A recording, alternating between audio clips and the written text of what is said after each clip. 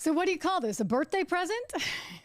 I don't know. I mean, I was kind of hoping we'd see something there out of Hunter. He didn't come through. And I got to tell you guys, you know what? It's bad. Like, it actually is that bad. And I would not be entirely surprised to see this guy heading to jail for contempt of Congress or, well, for much worse. We're going to get into all of that because there's a lot of accusations flying. Plus, you're not going to believe his excuse. You're just not going to believe. I mean, the audacity of these people, really and truly. Not my fault, not my fault, not my fault, not my fault. Yeah. You know what? We heard that before. I believe it was Bill Clinton. I did not have sexual relations with that woman, just like Hunter Biden didn't have financial relations with that father of his. Hello, welcome to the program. I'm getting a lot of nice birthday wishes, so thank you. Thank you guys for all of that.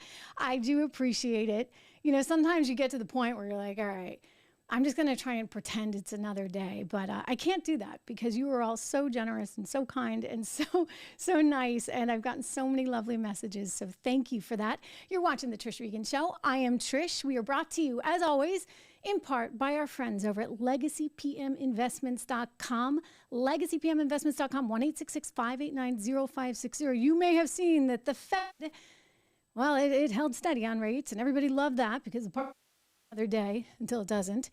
And so the market traded higher, and Janet Yellen went and did this big interview. That would be our Treasury Secretary, who used to be head of the Federal Reserve, and she sat down over at CNBC and said, don't worry, you know, they're gonna get back to that 2% inflation range in a couple of years, right? By late next year, maybe it'll all be solved. Yeah, maybe we shall see. If you're worried, 1-866-589-0560. All right, I want to get to all of this news because just a short time ago, Hunter Biden made it all the way to Capitol Hill. Let's take a look here. He made it all the way to Capitol Hill just to kind of tell everybody off and say, there's no there. I didn't do anything wrong. You know, it's just a MAGA thing. It's just that right-wing conspiracy thing that keeps haunting me everywhere I go. Let's cut to the tape. You got to see it.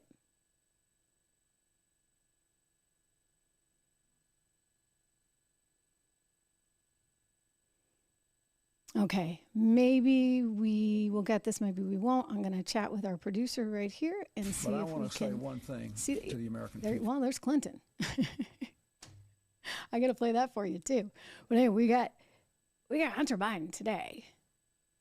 Hunter Biden on Capitol Hill today, trying to blame the great right-wing conspiracy. I mean, it's funny when we see, of course, Clinton, because Clinton has done this, well, in his own little way, right? I do believe that Hillary Clinton tried to tell us it was a great big right-wing conspiracy that was after her. But in fact, no, you know what? It's not that. It's something else more. I think we're going to be able to bring this to you. This is what you call live TV, live streaming. And as soon as we are ready to go, I can't wait to share this with you because Hunter Biden, the guy is just such a freaking loser. I'm sorry. Like, he is just beyond. He's like everything you don't want. I'm just communicating with the producer to tell me when it's good. I think we can listen now. Yeah?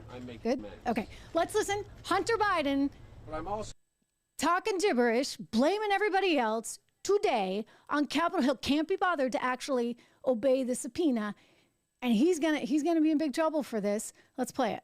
We're here today to correct how the MAGA right has portrayed me for their political purposes.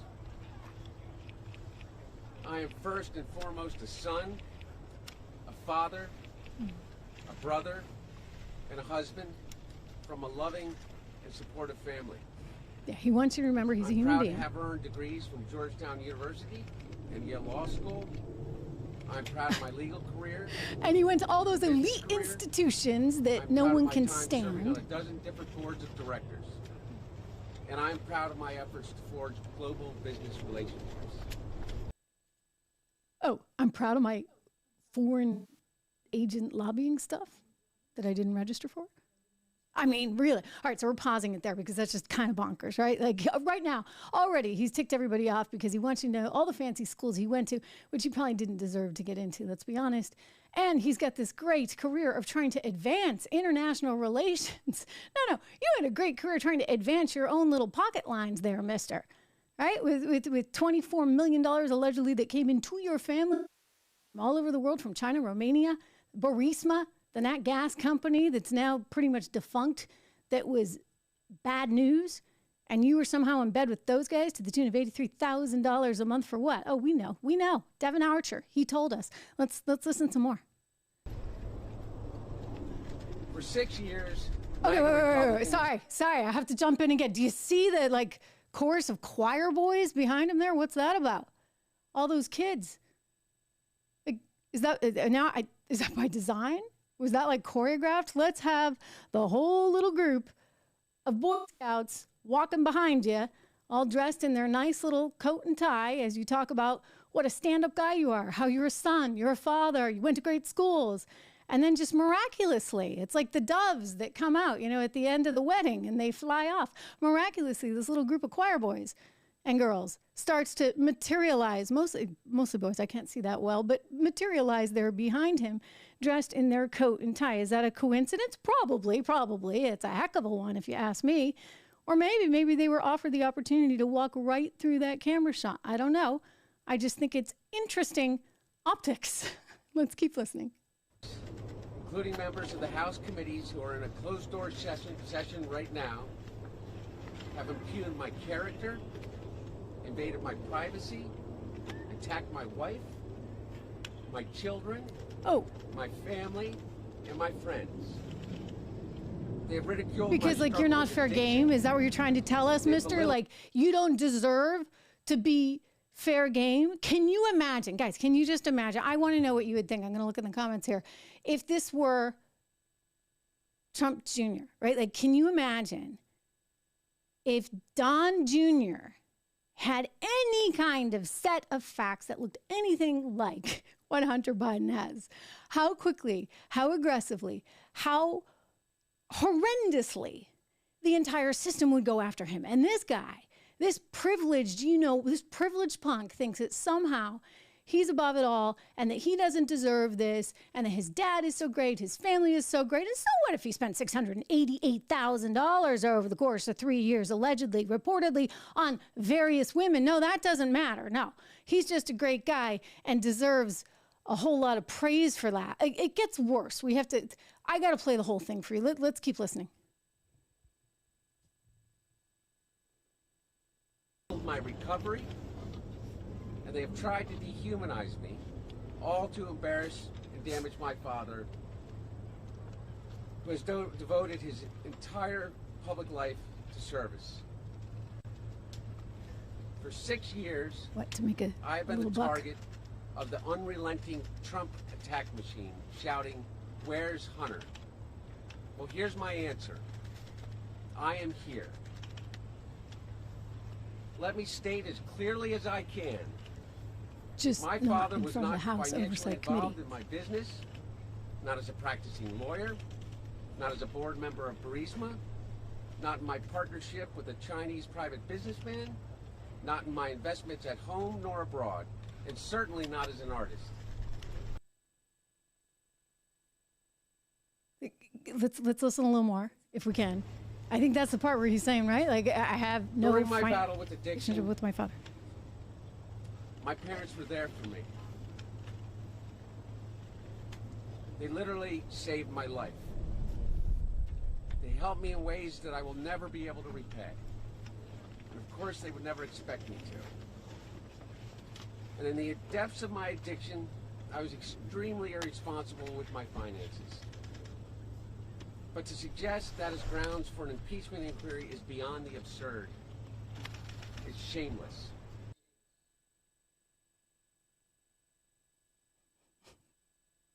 Yeah, you know what? You're shameless. I want to keep going because I want to compare and contrast this with Clinton.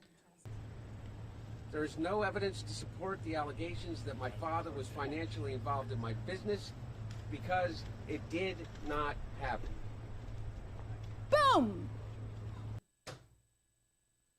That's what I was looking for. Thank you very much. It didn't happen. Forget about it. There's no evidence because it didn't happen. My dad wasn't involved in my business. Period. End of story. Yeah.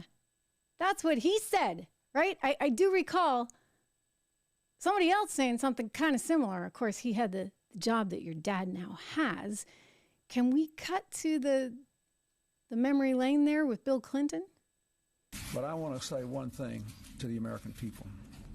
I want you to listen to me. I'm going to say this again. I did not have sexual relations with that woman, Miss Lewinsky. I never told anybody to lie, not a single time, never. These allegations are false. Okay, they're just allegations. Didn't do it. You know what's amazing is how brilliantly these people learn to lie. They do that better than they do anything else, don't they? But again, we need a trial. We need an impeachment trial to be able to figure this all out. And I think the fact that he just blew off his subpoena, he can now actually be looking at something pretty serious, right? I mean, you can get in a lot of trouble for just blowing off Congress. You've been subpoenaed. You're supposed to show up. This guy thinks he's bigger and better than that, and that he doesn't have to be there. And this is, if you think back to even his father being asked about those January 6 people, whether or not they need to be at their subpoena, his father would have said yes, right? Because you have to show up for the subpoena. Otherwise, you can be held in contempt. Like there's certain rules. Law and order. Thank you very much, people. Let's go to Joe Biden. Another memory lane one from earlier in his administration. And he's being asked by a reporter who's now at CNN, I think she was then too, about what's going to happen if people don't show up for their subpoenas with those January 6th trials. Watch his response. It's an open discussion, please. Now, it's a fact. Well, that's good too. We'll show that in a minute, and that we saw. Do we have the one where he's walking across I want to play this for you guys. I really want to play this for you guys because you know what? This speaks to the hypocrisy. You got Hunter Biden not showing up, just not bothering to show up for his day in court. And yet he goes across the street and gives this big speech. Oh, poor me, poor me. I didn't do anything wrong. It's just a big right-wing conspiracy. Well, here he is, his dad, saying something different about the January 6th. The 5 congressional subpoenas on the January 6th committee. I hope that the committee goes after them and holds them accountable. Should they be prosecuted by the I Justice do, Department? yes. They should be prosecuted. No. I do think they should. I mean, this is kind of just what happens, right? Again, with law and order. But somehow, if you're part of the Biden family, it doesn't matter, Clinton family or any Democrat family, I guess somehow none of that really matters for you.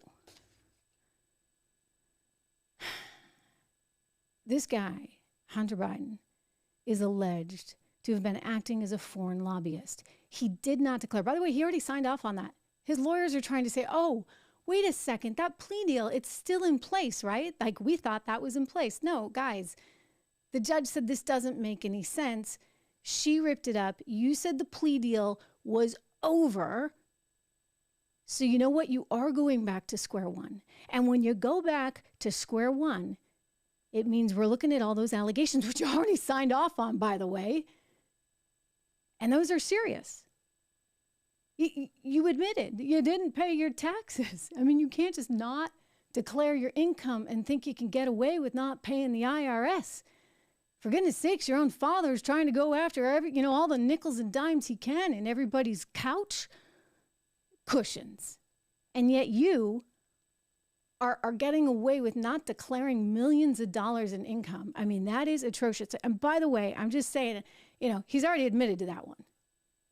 Right out there. I mean, that was on the table. So don't look at me or America and say that you're not doing anything wrong. I'm getting sick and tired of it. And I'm sick and tired of the fact that they've lied to us and lied to us and lied to us. Going right back to the election, I do want to play this clip. This is from the debate. I think Chris, what's his name, that used to be at Fox, was hosting this. I don't even know where he is now.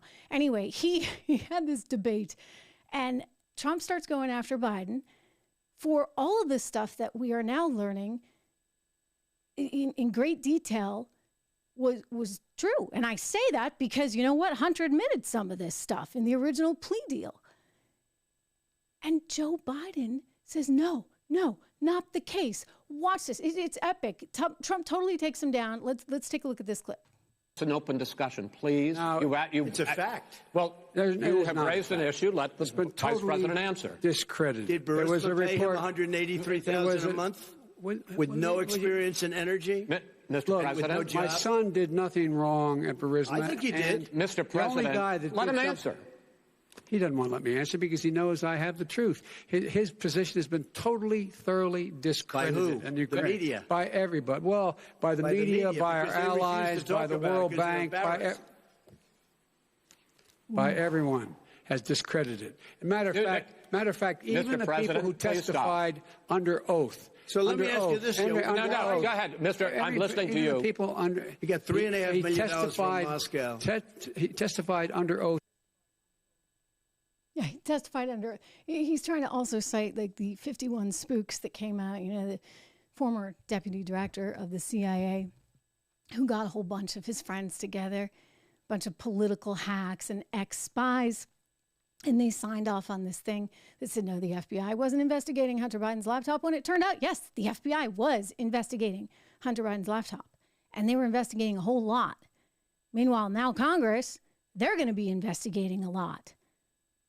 Marjorie Taylor Greene making the point that she was really kind of disappointed that she didn't get to ask about all those women. Do we have the graphic? I think this was courtesy of the government, actually. They were looking at his spending, and you could see, I mean, he spent like nearly $200,000 on adult entertainment. And then this one gets me. Payments, various women. That's all it says. Payments, various women. Over the course of 3 years, $683,000, nearly $700,000 payments to various women. I mean, who is he? What is he doing? None of that is good. And apparently they were going across state lines. So, you know, you really want to get into the weeds on this stuff. There's something called the MANN Act, no pun intended, but that alone could be pretty incriminating. It's something that came up on Capitol Hill today. MTG bringing up the issue. Let's listen. I would like to have asked Hunter Biden about MANN Act violations. Sex trafficking women across state lines. Thank you all very much. Thank you. That would have been a good question. You don't seem to care about that. Would have been a good question, yeah. Look, he's making things worse for himself. The reality is this. Politics is a nasty, dirty business, right? Like, it's just, we know that. It's awful. It's gross. It's part of the problem we have, right? Who the heck wants to run for president knowing that you're exposing yourself and your family to all of this nastiness? But then again, most people don't live lifestyles like this where they're spending $683,000 on, quote, various women, or nearly $200,000 on adult entertainment. I mean, this is what you might call alternative living. And if you're going to engage in this alternative lifestyle where you do things like that and you don't pay your taxes, then guess what? Ladies and gentlemen, you probably shouldn't have a dad that's president of the United States of America or a parent that is a politician in any way, shape, or form, because they will figure this out. Again, just imagine if it was Don Jr. At this point, you know, he can't even help himself. He's his own worst enemy, Hunter Biden, that is. And I love it. You know what? The Congress is not having it. They're going to hold him in contempt. Watch Jim Jordan here. He said it today. He didn't show up. I mean, he was just across the way at the Capitol. You think he could have come here and sat for questions? If you do it in an open format now, you're going to get filibusters. You're going to get speeches. You're going to get all kinds of things. What we want is the facts. And the way you get the facts in every single investigation I've been involved in is you bring people in for an interview behind closed doors where you can get those facts. And then, as the chairman said, we'd love for him to come public. Finally, I would say this. Mr. Biden's counsel and the White House have both argued that the reason he couldn't come for a deposition was because there wasn't a formal vote for an impeachment inquiry. Well, that's going to happen in a few hours. We think it's going to pass. We think the House of Representatives will go on record with the power that solely resides in the House to say we are in an official impeachment inquiry phase of our oversight. And when that happens, we'll see what their excuse is then. They should have been here today, but once we take that vote, we expect him to come in for his interview, for his deposition. And frankly, we'll also, I think, look at contempt proceedings as we move forward. Wow. So, like I said, this kid, older than me, and I just had a birthday today, he could well be going to jail because this is not a good set of facts.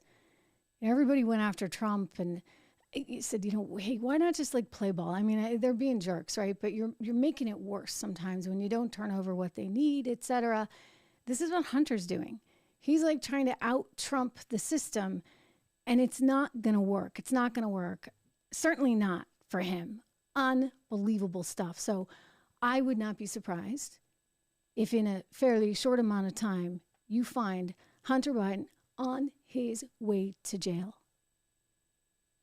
And you see his dad getting caught up in the political scandal of a century. You cannot ignore Congress on this. There is enough evidence. And although the left will try and present it differently, we certainly are hearing this over and over again. In fact, looking at the New York Times today, the way that they're categorizing this, the way that they're headlining this, saying, oh, there's no evidence. And I'm like, wait a second, have you guys not actually looked at the financial records? Take a look at them. When you see those financial records, you can't help but say, well, why is all this money coming from these foreign sources and going into these various LLCs? Why would there be money going from the LLC into Joe Biden's personal bank account?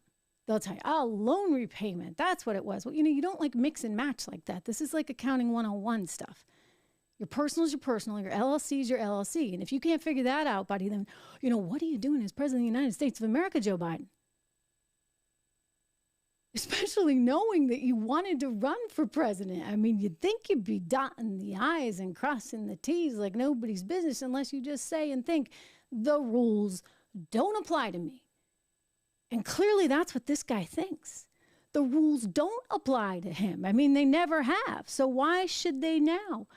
They're just going to sit there with a straight face like AOC did today. Watch this clip right here. This woman is just doing their bidding. She's got some kind of deal, and she wants to say that there's no evidence, despite the fact that there's more than 70 SARS suspicious activity reports filed with the Treasury Department. All American banks saying, what the heck is going on with these accounts?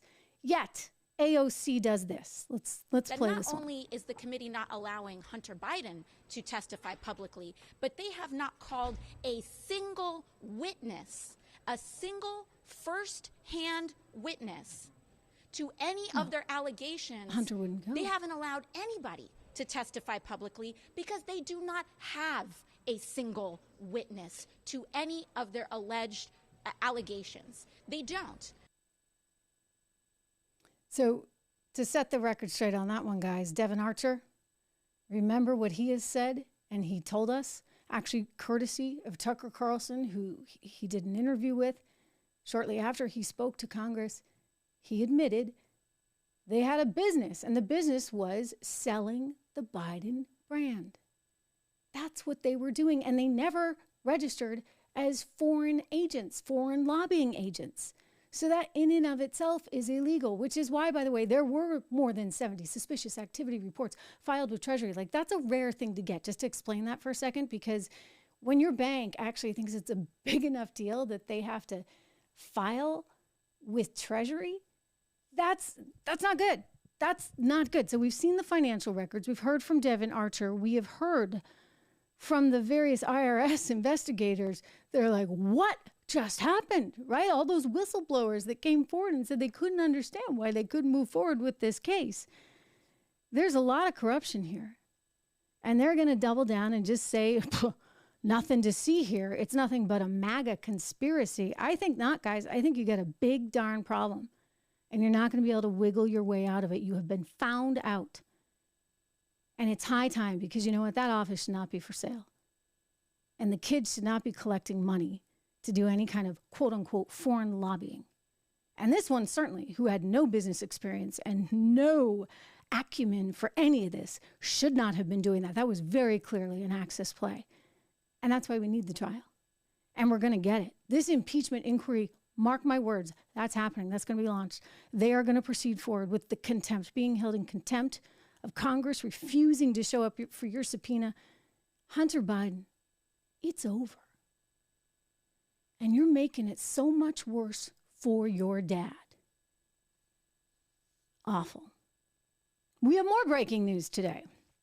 Breaking news that the Supreme Court says it will hear the case of the 300 plus people that are being prosecuted along with Donald Trump for the January 6th situation. Now, the court has agreed to hear this case. It's Joseph Fisher, who is indicted on 7 charges for his role in the J6 attack. He was charged with the obstruction count known as, okay, we're going to get really esoteric here, 18 USSC 1512. Now, those of you that have been following this at an intricate level, you know all about this. But basically, you get 300 people or so that are being held in jail right now as a result of this 18 USSC 1512. It was part of Dodd-Frank's. It was really actually designed to go after white-collar crime, but they have used it in this particular case to go after these individuals and to go after Donald Trump. Now, what's interesting about it is that if for some reason the Supreme Court decides that it's not applicable in this case and they couldn't use this 18 USSC 1512, then Merrick Garland and the DOJ and Jack Smith, they're going to have a lot of egg on their face. Right? Like, that's like a big deal. So you've just effectively caught the country up in this whole thing. And if the Supreme Court decides, now they're taking up the case, that it's a no-go, what does that mean? Let's think about that for a second. I want to go to some of Julie Kelly's commentary on this. Now, Julie Kelly is a reporter, and she's been just in the trenches on this in ways that are really interesting. She's like, holy you-know-what. Supreme Court will review 1512 C2, obstruction of an official proceeding case. So, like, you're not supposed to be able to go in and obstruct Congress from doing its job. And what the allegation is because those people were there on January 6th, Congress wasn't able to go through, right, with this transition of power. They were obstructing Congress from moving forward with its official proceedings. And so that's what they're using here. And she points out that this is the felony used against 300 plus J6ers and represents half of Jack Smith's indictment against Trump. If the Supreme Court of the United States, she writes, determines that DOJ has misused the statute, it'll be a game changer. And she goes on to explain. Very interesting. She also writes that, you know, let me quote this one. It's effectively a collision course with Jack Smith. And the reason she's writing that, she says, it's because they're going to hear these oral arguments. The Supreme Court will in like March or April. And that's the exact same time that Donald Trump is on trial for the same charge, right? So it's going to the D.C. court, and he's going to be charged with this in March. It's scheduled for March 4th, 2024. So that's happening around March or April. All of the Supreme Court is also looking at the case. And the thinking is the lower court's going to have a ruling, and then the Supreme Court will either agree with that ruling or they will not uphold it. So if the ruling sticks and the Supreme Court says, yep, you know what, 18 USSC 1512, that means, you know, you were able to use this, you were able to use the obstruction count, then Donald Trump would be most likely in jail. But, if the Supreme Court feels that Jack Smith and the DOJ and Merrick Garland overstepped their bounds of power, well, then that sets up a scenario for the Supreme Court telling the lower court, nope, no can do, you're wrong. And let's not forget the style of government that we are. The Supreme Court is the ultimate ruler in this one. So the Supreme Court would have the final say. So Jack Smith, for whatever reason, wanted to push this forward, wanted to get it to the Supreme Court. Some have speculated that perhaps it's political. If he knows he's going to get a verdict that puts, you know, Trump in the slammer in March or April or May or June, he might actually want the Supreme Court to actually say no can do. And then you set up this really difficult political environment that, well, some worry would actually bring us to some kind of civil war, because that's the breakdown in power that nobody wants. So there's not enough to entirely know how to interpret this, but I'm going to go back to Julie for a second because, again, she's like all over in the weeds on this. She said if Trump is convicted by a D.C. jury, then the Supreme Court comes down with its decision in June, and she said it's the same month that Judge Chutkan would be prepared to sentence Trump. Bonkers, she writes. She also says this is the day that so many J6ers have been waiting for. So, again, it is bonkers. I agree with Julie on that because you're setting a scenario up right now where the Supreme Court, their ruling will be held, right? Like it's the Supreme Court. You don't mess around with that. But if, in fact, you've got two different rulings, does that get people really, really riled up and put you in an environment going into the election in November of 24 that is, I don't know, kind of like some sort of civil war scenario? I don't want to be alarmist when I say that. I mean, I've said it before and people, and I'm not talking like full on civil war with generals and weapons and that kind of thing, but some kind of distancing. I worry about that. In some ways you could say we're kind of in it right now. I think we're working our way through it. I looked at some of the things that have been happening at the Ivy League circle, right, to suggest that we're working our way through it. We'll get to that. But if we're in a civil war right now, does it escalate as we get closer to the election and we get closer to these rulings? That would be of great concern and something that Hollywood is already trying to capitalize on. Don't forget, I played the clip the other day for you of the MSNBC analyst who's a lefty saying, you know how they're going to have to win this election. Forget Bidenomics, right? Because nobody believes Bidenomics is actually working. They need to double down on the dictatorship and the fear factor of the dictatorship. Well, Hollywood's getting the message. They're doubling down on it. They are coming out with a brand new movie titled none other than Civil War for spring 2024, starring Kristen Dunst. Let's catch a preview of this little number. 19 states have seceded. The United States Army ramps up activity. The White House issued warnings to the Western forces as well as the Florida Alliance. The three-term president assures the uprising will be dealt with swiftly. Yeah, lovely. Lovely. So you know where this is going, right? So Hollywood is Hollywood, right? But do not forget how we have been conditioned to kind of think one way. And people are like, hey, wait a second. And they stop in their tracks and they're like, I don't know, this makes a whole lot of sense. I really don't think it does. And then they start to think about things and they're like, oh, maybe that. And then what do you know? It turns out when you think they're telling, or they say they're telling the truth, they're actually not, and then vice versa. I want to use January 6th as an example, not to say that any of this should have happened. Don't get me wrong. I'm not condoning this. I was really horrified by what I saw happening outside the Capitol building. But here's the thing. We don't know what happened inside the Capitol building. We don't. We heard some scary stories, and then we saw some video played over and over and over again in a loop. If we have this, I'm just checking with our team here. If we have this, I'd like to play it for you again because it's something I like to bring up. Nancy Pelosi, she knew that there might be some issues, right? And she apparently didn't want to bring in the Capitol Hill police. And technically speaking, Trump didn't have the authority to actually do that. That was her call. And so she could have done it. She didn't. But she did make a call, and she made a call right away to her daughter, Alexandra Pelosi. She invited her in there for that particular day. Her daughter happens to be a documentary film producer, not a news producer, a documentary film producer. And coming from this business, I understand the distinction. There's a lot of leading. There's a lot of special scary music, all this kind of stuff that they do in the documentary business that you wouldn't do in news. And they thread it together to have a lot of little storytelling, shall we say, to boost a certain narrative. So she brings in her daughter, Alexandra Pelosi, to tell the story of January 6th. And this is all we saw over and over and over and over again. And yet, at some point, the public got so brainwashed, CNN stopped telling us that it was shot by Alexandra. They bought it from her. And they bought it from HBO, who she was apparently making a documentary for. These networks actually bought it and presented it as in some cases, a CNN exclusive. Let's cut to this tape. Never before seen footage. Yes, ma'am. House Speaker Nancy Pelosi shown fleeing the U.S. Capitol as it was under attack on January 6th.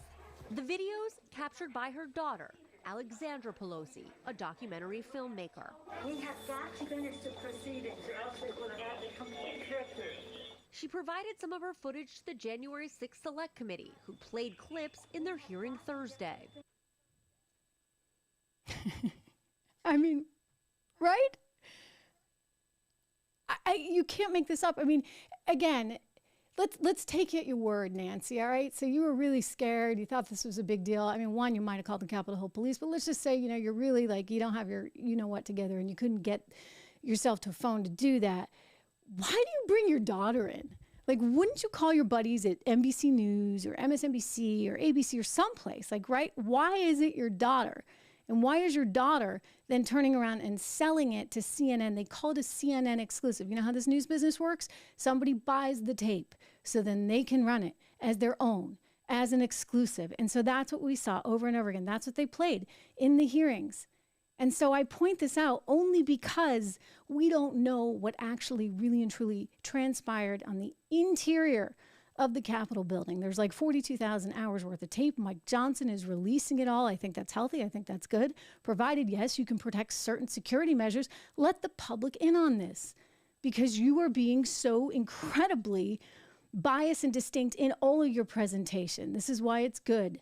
Frankly, ladies and gentlemen, that it's going to the Supreme Court. I know some people are like, okay, you're rolling the dice, but I would rather roll the dice that way and let it go to the best legal minds in America than allow these politicians with their own agendas and their own particular biases to control the narrative so significantly. I want to turn to the Harvard story, but before I do, thank you, David. It is my birthday. Yes, I turned 30 today. You're a wise guy. Anyway, that's very nice of you. And good to see so many. I'm seeing some team members as well. We just started this team thing on YouTube. So thank you for that, guys. Join the team. We're going to put together like some special events and that kind of thing. You do get a special sticker, and I usually do call you all out. Leslie's been here from the very beginning. So she's just wonderful. We love Leslie. Good to see you back here. It is, Texas and California, she points out, they highlight them in the movie. I said the same thing, Leslie, when the team and I were talking just earlier today. I was like, it's amazing that they look at Texas and California. I think Leslie lives in Texas.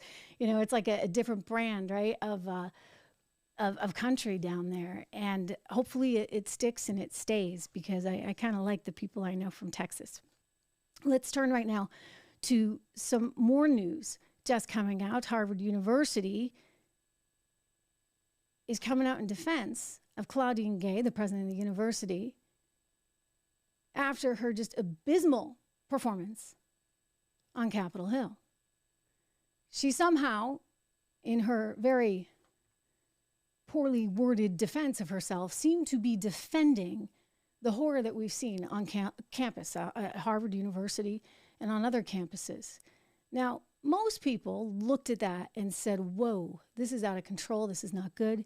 You think about the board of directors at University of Pennsylvania who heard Liz McGill testify, similar stuff to Claudine.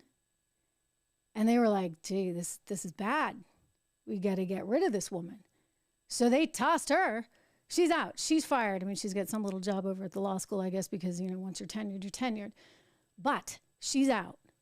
Claudine, on the other hand, first black woman president of Harvard University, she's keeping her job.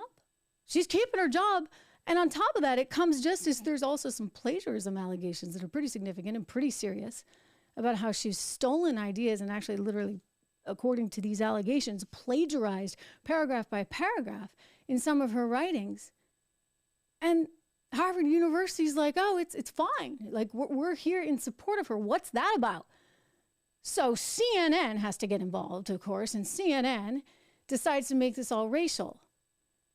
People are going after Claudine Gay because Claudine has different color skin than most university presidents. Now, you might think, okay, maybe you guys have a leg to stand on, except the other two ladies that were up there getting questioned on Capitol Hill both happen to be white. And one of them, Liz McGill from University of Pennsylvania, who did as bad a job as Claudine, but didn't have the plagiarism allegations. Guess what?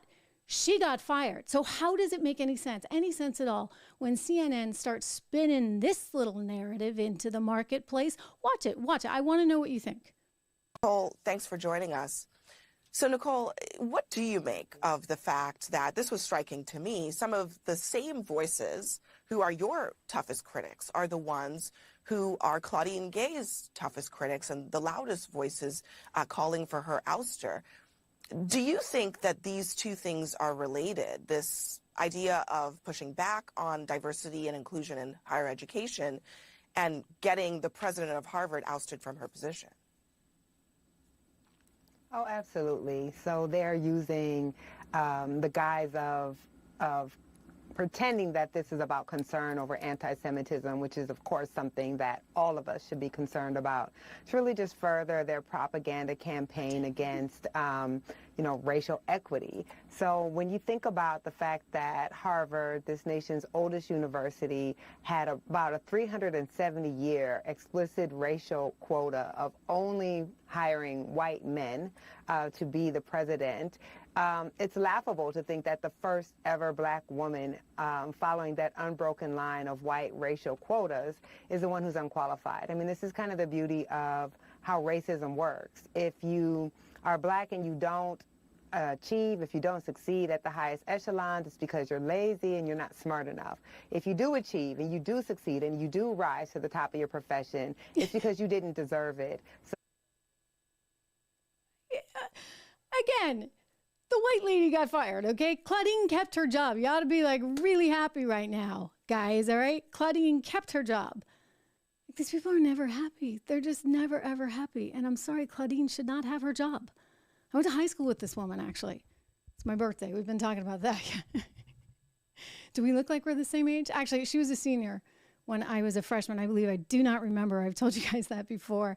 Don't remember her at all. But, she was there at this boarding school from Saudi Arabia.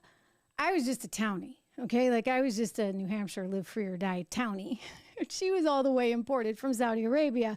And she keeps her job despite her enormously horrific performance in front of Representative Elise Stefanik on Capitol Hill. I mean, it was horrible. Absolutely horrible, horrible stuff.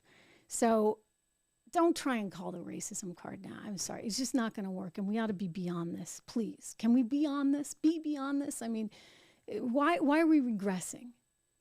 Because it's politically expedient and divisive, and that's why they do it. That's why they're using it. We're going to have some happier news, don't we? We could use a little of that. Could we not? I want to turn to something that I just think is great. You know Tucker Carlson, who used to be on, actually opposite me. I was on Fox Business. Tucker was on Fox News at 8 p.m. Had a tremendous following, of course, and he's taken that following to a new digital platform that he's launching on his own, right? He has all the branding. He owns that. He's been sitting down with some different people doing some really interesting interviews, and I want to play a clip of this one because there's a golfer, very famous golfer named John Daly. He was on the tour, right, the PGA Tour, and pretty legendary. And so they sat down to do this interview, and it's terrific. It's absolutely, it's fantastic. It's entertaining. And John Daly was asked by Tucker, hey, who was the best at golf of all the presidents, and he's played with all of them that you have played with, who was the best at golf? And I want you to see this exchange. So when you're playing on tour, do you go to dinner with the other players at night? A lot of times, yeah. A lot of us hang out on the championship. What are so you're open in your politics. You're pretty direct about it. Yeah. I would say. Where's common sense in our country? Do you think you've got the majority view among golfers? Yeah. I think all of us on the tours and everything, we all want Daddy Trump back. Really? Why? Because he was a great president. And he's a great guy once you get to know him. I've known him since the early 90s, and it was funny. I can't remember the tournament. He flew his helicopter in. We played a Pro-Am. We went out back. We talked a little bit. And when he stood up, he says, mark my words, I'll be president of the United States one day. This is back in 92, 93, 94 maybe. How? Did you believe him? I did. Interesting. He's an unbelievable, smart individual that people got to get behind him. We've got to do something. It's pretty good. And there's more. So he sort of says, look, he's great. I really like him. I had this personal relationship. I will say this about Donald Trump. I've interviewed him many times. I've spoken to him many times. What he has is a kind of charisma that really you don't always see in a politician. And I think that carries through in the crowd when he's at these big events. And whether you love him or you hate him, let me just say, you're going to feel something. And overall, one of his, I think, strong characteristics is his love of people and his love of personality and his willingness to make these connections. And so that's one of his top traits. I don't think that every politician is really like that. Some of them are really, really good on camera. And I will tell you that Barack Obama fit that bill, right? Great on camera. Did he like anyone? Did he care about anyone? I don't think so. But Donald Trump, he and I've spoken to him, again, like many times. I remember he had to go see some parents. I was doing a quick interview with him. He had to see some parents who had lost their sons. And it was so important to him that he stayed on time and on schedule because he really wanted to make it to this event to see these parents. I know that when I left my former place of employment, he called me the next morning at home. I mean, it's just, I think, a level of sort of caring about people on an individual level. Again, you may hate him, and he definitely has had his share of screw-ups on that personal front, right? I think about the Twitter account and those mean tweets. But simultaneously, he had some very good policies, and he genuinely seemed to really want to engage with people in a way that you don't always see politicians want to do, right? Joe Biden doesn't want to engage with anyone. Clinton wanted to engage, I guess, a little too much with a few too many people, shall we say. And there were others that, like Mondale didn't stand a chance against Reagan. Why? Because Reagan had personality. What's that song? Personality, charm, and personality. Anyway, I digress. But personality matters. And that's what John Daly is getting at. The personality of Trump came through. I want to pick up that clip because he says something, again, about who was the best golfer. I don't think we got to that. And he references, actually, Tiger Woods and how one of these people in particular compared and contrasted to Tiger. Let's play, if we can pick it up from that. Guys, that would be great. And among professional golfers, that's like a pretty common view.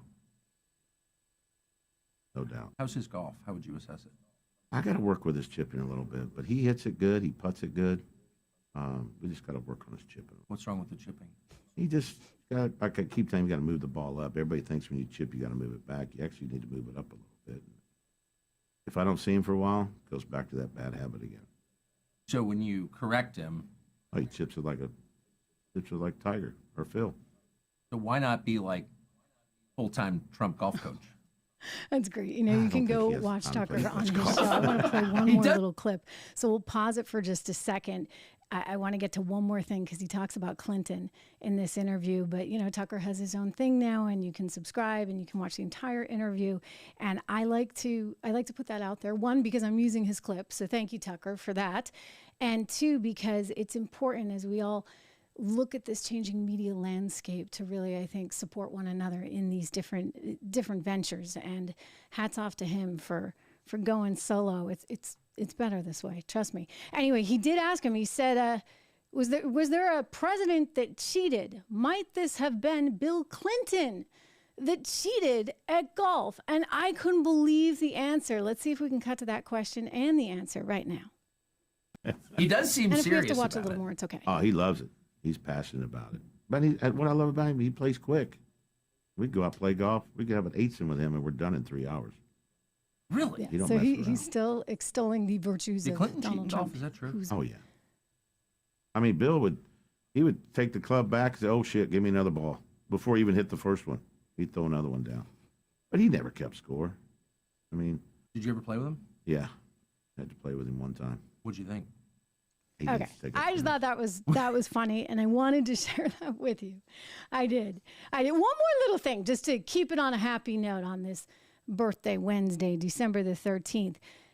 Bill Burr, comedian, sat down with Jimmy Kimmel the other day, and he had a little prediction on 2024.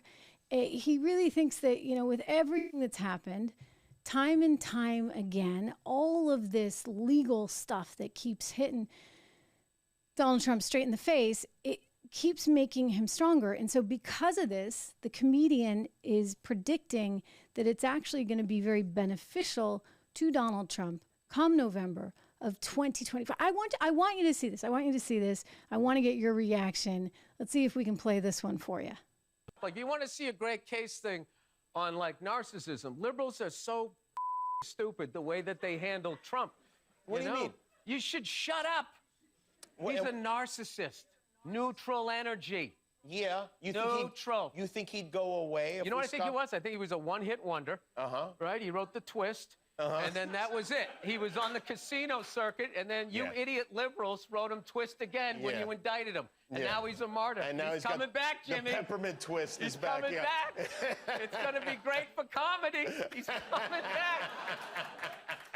I can't believe, like, these are honestly going to be our two choices, because I really try to, with each thing, to try to be like, figure out who I'm going to, but I mean, it's got to be, I want somebody in their 40s, somebody that's going to have to live with their decisions. I don't want, like, you know, with any luck. Okay, so you didn't really like Trump. They'll both die of natural causes before the election, and maybe you could get somebody that still has something to live for. Anyway, it was sort of funny. I liked he's coming back, Jimmy. It's good for comedy, I guess. But what we've learned is a lot has gotten exposed, and there was a lot of temper right under the surface there. It kind of bubbled up under the Trump presidency. I think it would have anyway in some ways, because you think about how they went after the Bush family. I mean, the Bushes are like, wow, we look great now, right? In comparison, they went after Reagan. They are very deliberate in their attacks. And then all of a sudden you get this guy who, like, goes after them in spades back. And so it upped the ante in a way that is not necessarily great for our country, but also at the same time, I think is exposing a lot of stuff that needed to get exposed.